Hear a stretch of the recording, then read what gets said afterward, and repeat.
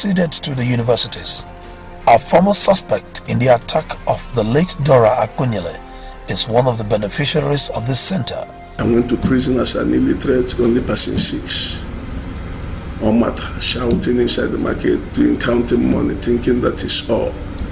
But through his assistant, I wrote my WAEC, I make my papers. I enrolled in National Open University. Today, I am reading criminology and security study. The National Open University was introduced to the prison by some other religious outreach organizations.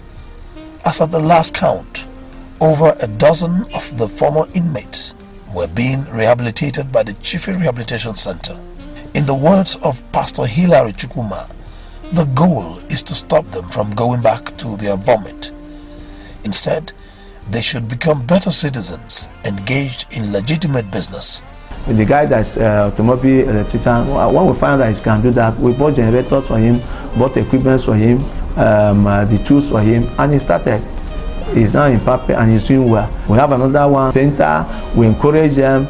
Like one now that left here, he's good in POP and the rest. So we encourage those ones and train them more to go into that field that they have learned. The stories of these once dangerous people range from petty shoplifting, picking of pockets, to some really very scary adventures. Adventures which, by the way, cannot be seen as crime by the state. One Solomon Sebastian used to be a cultist. According to him, his targets used to be preachers, pastors, and vulnerable young men and women. He would test the men of God with his spiritual powers. Some of them, in the course of the test, died in his hands. He will sleep with the ladies and steal their wombs spiritually. Eventually, the rest of them are initiated into something he called real cults, not the backyard cults, but real vampire covens. Well, I was initiated by the Marines, so not ordinary this occultist, the one that the backyard on, that boys go to the backyard and then start using cutlass or the other. I was initiated by the Marine. So I started, the first cult I started, it was the white dog. The white dog, we started it at the early 1990. So we started it by that time. I was the one initiating people. So when I will take you to the river, I will initiate you. Then the Marine will now do the initiation. So we go to the deep river, to the deep sea. They will now do every incantation. Then we now go back. If you are a resident of the FCT and its environs, you would probably know the bar in Maraba where his former members disguise as call girls, and they will deceive unsuspecting randy men to steal their destinies. I keep initiating people. From White Dog, I was Yellow Squad. So from Yellow Squad, I cross-carpet to Buccaneers. From Buccaneers, I cross-carpet to BS, which is Black Score. From Black Score, I now cross-carpet to AY, which is Aye. So from there, many musicians, I know them and they know me too. So as 2003, I was still moving, I was still killing some people. And most men of God that they are not strong in the realm of the spirit, we kill them. We want to test their power, whether they are still children of God or they are just making jest of Christ. So most of them we kill them. And this killing is not something like you carry cutlass or a knife or you kill somebody. I will just make an incantation, you just appear on the just like screen. Then I will do what I want to do with you. And ever that. So when I came to Abuja here, they gave me some assignment to do. So I slept in cemetery 2 months. I was acquiring some powers so that I would go for a mission. So during that time, I saw many things. While in the cemetery, we found out that somebody that is dead for many years will appear back. Will come back to life. Then we'll go back. There's one joint at Maraba. They call it Alabarika. And Alabarika in the spiritual coven is meant for spiritual aspects. Alabarika. So they do go there. Old woman will appear like a young lady. Will go and men will take the woman and go and have sex with them. Today, Solomon Sebastian does not sleep at the cemetery anymore. He does not perform disappearing acts. I was invisible because they know me and they cannot harm me because I'm one among them. In fact, Solomon Sebastian is now an associate pastor. His powers don't come from the cemetery anymore. They come from the altar of God. The story of this young man has this happy ending because of the availability of Chify Rehabilitation Center. They don't give them to me. Most time when they come out, because of what I do to them in the prisons, like I'm talking to you now, there's one young man there, his book. We will launch the book. We invite you people, you come for the book launch. We invite the book. So what those things we've been doing in there, helping them, trying to change their life, and they have had the one or two we have done outside, help them. We have some that came out, we have wedded, and this is somebody that was an armed robber before now. And now he's a pastor, he has wedded, he has come down. For 3 years now, we ministers, we go with him so many places. He has not gone back. There was a very particular day that we went out for a robbery operation and we had an encounter with policemen, and it was like they fired a very number of bullets on our car, and I got an injury. I was fired on my right arm here. That day God spared my life. So some of my friends lost, most of them sustained an injury, some run out and all that. So after treatment, I decided that I will not go back into crime. But you see, when you have no one to help you or to redirect your steps, you will find yourself, in situations that you don't know what to do. So having been healed of my injury, my gun sustained injury, I still went back into crime. I was arrested. That was in 2005, March 28th, a night before Easter of March 2005. So that was how I was taken to the police station. And from the police station, that is sent month we were sent to court, from court to Kuje prison. So I stayed about 4 years in prison without any hope of living. But I just knew that I just have to hold on to God, even if He decides not to set me free. This prison, that I've given myself to His service, in as much as I've spared my life, that I will serve Him all the days of my life. So, not quite long, Pastor Hilary Chukuma, who happens to be one of our visiting pastors, since I came in there, I've been seeing him, I've been coming, we've been following his preaching and his teaching. And I came back either from US or from Germany, and he called me one particular day in the church auditorium, one of the offices there, and said that God asked him to help me out from the prison. Even before he called me the day he came, I have seen a revelation that help is coming my way. So that was how I came out from prison. Blame should be directed to my parents, because they are the first group or set of people that God entrusted my life to. They are the people that God expects to should bring up their children.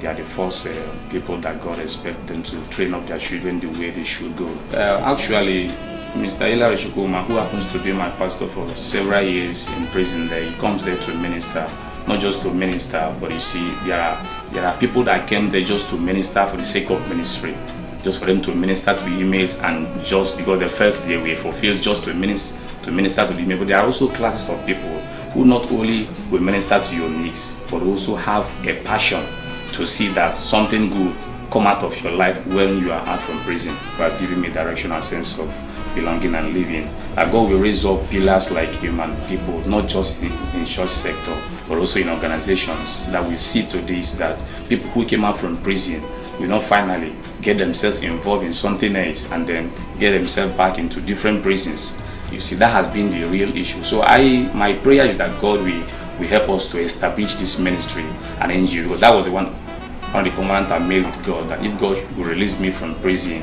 I will be going to different prisons all over the world just to share my testimonies and encourage people. So our main vision now is to see how God will help us and build a rehabilitation center where these kind of persons like me will be, and at least encourage those who came out from prison and feed them up in something. The story of this young man has this happy ending because of the availability of Chify Rehabilitation Center. the NGO that built an interdenominational Christian worship center at Kuje prisons and handed over same to the government. And by the grace of God, God used us to put up a fellowship center too in Bogolada prisons. We inaugurated it and handed it over to the government 2 years ago. As more and more visits are paid to the prisons, more releases are secured, more rehabilitations will be needed. There will be need for expanded space, more resources and extra manpower to achieve the noble goal of Chify Rehabilitation Center. Pastor Hilary is an humanitarian. He has this prison rehabilitation for people who are released from prison. He gets them in and he helps them. He cannot do it alone. He needs some people to come up, raise his hand, so that all these people, because we are always talking about those who are bad in the society, but it is somebody that will come in and help them to be good. Since he's doing this, I'm begging Nigerians, well-meaning Nigerians, who can come in and help him with this rehabilitation. Because when a man gets out of prison and he's not rehabilitated and he has nowhere to go, he will go back to crime. And since we don't want it, this is what we don't want, and this is what the government said they don't want to do. I just plead with Nigerians who can support him with this thing. There is one that is opening now at Bagwalada to rehabilitate these people and reintegrate them back into the society. But he cannot do it alone. I am part of those that are with him. So please, I'm employing other Nigerians to come and on board and join him so that this society that we are talking about that is can be good. Mr. Hilary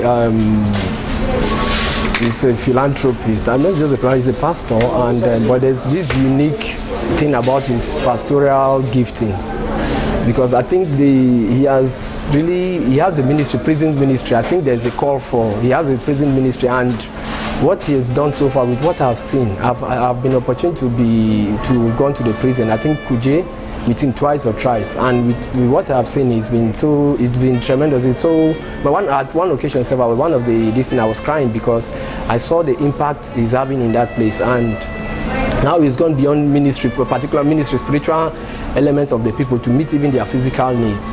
And I've been so impressed with what he's been doing, and I know this is just a special grace God has given him to be able to carry out what he's doing. I think we have people in Nigeria like that, but one thing I got to understand during my short stay abroad was that I got to see people doing a lot of things selflessly and doing a lot of volunteering and selflessly, and these things are having impact. And what he's done so much, but there's been a challenge because over time I started trying to help assist with my own little way, but I discovered that what he's doing, for it to really get more, and for him to have a bit of getting the critical mass, a sizable number that these people don't get to go back to their vomit, there's need for a big and better structure, and I think he can't do it alone. So I'm appealing to people. I've been trying to support, but I'm also appealing to benevolent individuals and philanthropists to assist him, because this project is real and it's true. This thing, there's nothing about fake in this thing. This thing is so genuine. You can see the impact on the lives. At least if there have not been lives that I know, at least I know of 40 persons that have had transformation. At least one of them who somehow I've always tried to encourage is George, who was like a big-time criminal, but he's turned around and is now a pastor. So this is what the society needs. So I'm appealing to well-meaning individuals to assist in whichever way, and to the general public, because even like I usually say, if it's 1,000 people or 10,000 people give one naira, that's a big amount of money, but we can even do beyond that. So I will urge the general public to support this, to maybe investigate this, to know if it's true and if it's genuine, and after the investigation, try to support in whichever way they can. Also appeal to the federal government to do something, assist or do a partnership, even if it's a public and private partnership, which has been a success in several areas. Even in the hospital, this thing, you see that public-private partnership is succeeding in several areas. So even with the railroad that they are trying to build, so even in this area, it will help eliminate crime. It will help eliminate things, and people will be transformed. There are practical cases of cases. There are cases we have seen which have been, I've been so marveled. Sometimes I contribute every month. Sometimes I try to buy certain things and give to them, bag of rice or whatever. But this is not enough, and we try to give money, but this is not enough, because halfway, somewhere along the line, if there are no skill acquisitions, I heard Mr. Hillary is doing a rehabilitation, but he needs support. And because it will benefit the government just as it will benefit the individuals. The people now who are in their houses, they will not have issues of crime or people attacking them. While the government now, the society now will have critical mass that which will be channeled to enhance labor and productivity. Whatever you're sowing into their lives. But Luther King Jr. said something. He said an individual has not started living unless he goes beyond the narrow confines of self. This is what Mr. Hillary is trying to do. So we can also do it in our ways, one way or the other. If we give out money or whatever contributions we can give, whatever we give, it will assist. So if in that rehabilitation center, I'll appeal to Mr. Hillary even to do an event or an occasion that will call in people around and see what they can do to assist him, and so that to make this thing faster. The more we wait, the more more people are dying, the more people are going back to vomit. I learned of one of them who had to run away, and because that one was so impatient. But this type of things, if it is faster and it comes on there, and they have skill acquisition center and rehabilitation and skill acquisition center, then it will reduce tremendously the amount of crime and the amount of wastages in the system. That is why the call for support and partnership is ongoing now. To all well-meaning individuals, any moral, financial, professional, technical support given to the center will not and cannot be in vain. In preparation for the establishment of a world-class rehabilitation center, the CEO of Chify Rehabilitation Center, Pastor Hillary, has procured a piece of land for the building site. I never had in mind of going to register or put it at center, but because the way I found out that if they come out, you don't rehabilitate them, they go worse and they go back to prison. We have seen a lot of them that have come back to prison, twice even. One of these young men called in to say that he had just acquired a truck. The young man telling me that in automobile, he bought a truck the other day, and this is somebody that has been doing one funny thing or the other, but now he's doing very well with peace. One was telling me the other day, he said they were waiting for me one day, two of them. He said when I came in there, he said they were saying discuss. They say if it is when they were robbed, they cannot stand in a place like this for 10 minutes in the public place. I said, but now they stood there for 1 hour waiting for me, free mind. He said God has done a great thing for them. The message to general public is that they should stop stigmatizing those that come out from prison. If you stigmatize them, you cause them to do more harm than good.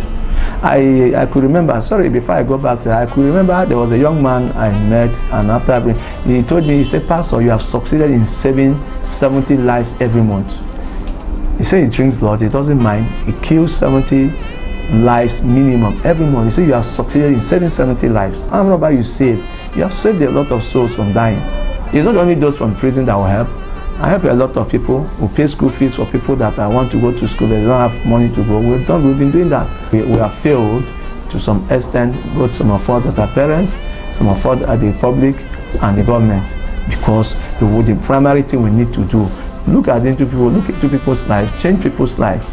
Frankly speaking, the more you change people's life, you have peace in you, you have that joy in you. You cannot be wealthy. You can't say you're a wealthy man and you don't sow into people's life. You don't change people's life. What wealth are you talking about? If the money you eat alone, you say you're a wealthy man, and you eat only with your family, and say, well, which kind of wealth? There's nothing like wealth. That's not wealth. The wealth we are talking about is the wealth that you go out, give out to people, help people in the public, see the people that we have a lot of people. We have even people that are drinking in the street that will try to change their life, for them to stop drinking and give them what to do. 20% of what I make is what I eat with my family. The other 80% goes to the public. And I tell you, I have peace. If I'm in my house, anybody knocks, I open the door. I don't have anything to be afraid of, because I feel I pay my dues, I help people do all those things. So why should I be afraid? I have peace, I have good family. God has been helping me because of these things I do. That is just the truth. Dear friend, some of the prison inmates are innocent. Others don't even know why they are there. Some were roped into a situation by being at the wrong place at the wrong time. It could be anyone close to you. So while we await the day when our criminal justice system will take a good stance, Let's relate with the inmates, rehabilitate them, reintegrate them, make them feel at home, eschew stigma, join in this noble fight to make it sane and safe. Call the number on your screen right now. Log on to the website on display. Remember that stigma is like hot magma. You either step away from it or be burned away by it. Chify Rehabilitation Center is a friend to those who have been cast out, a friend of the outcast.